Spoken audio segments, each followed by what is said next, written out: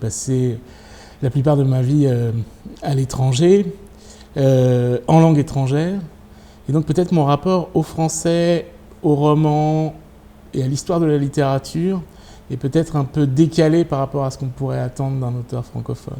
Et donc peut-être moi, est-ce que je suis plus le fils ou l'héritier d'un écrivain arabe médiéval comme Al-Jahez, peut-être plus que du nouveau roman par exemple. Et c'est aussi ce qui fait toute la diversité d'un parcours.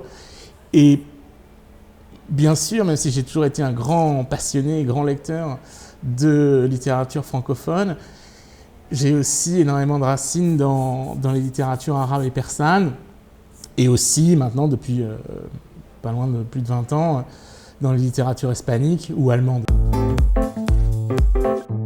D'abord, ce qu'on pourrait appeler une espèce de découverte de ce que c'est que la description ou la littérature de voyage à travers des textes, des extraits assez courts et pas trop longs, et ensuite une espèce d'échange autour de ces textes qui vont nous amener à une pratique peut-être imitative au départ, et essayer de développer justement d'abord aussi des compétences linguistiques qui ne servent pas du tout uniquement pour la littérature, mais pour à peu près tous les arts de l'écrit, depuis le journalisme jusqu'aux plaidoiries d'avocats, et autour de ces objets très simples, et puis surtout à travers l'échange, et l'échange en groupe, comment est-ce qu'on va travailler ensemble pour nous ouvrir aussi un peu l'esprit à des choses auxquelles on n'aurait pas songé auparavant.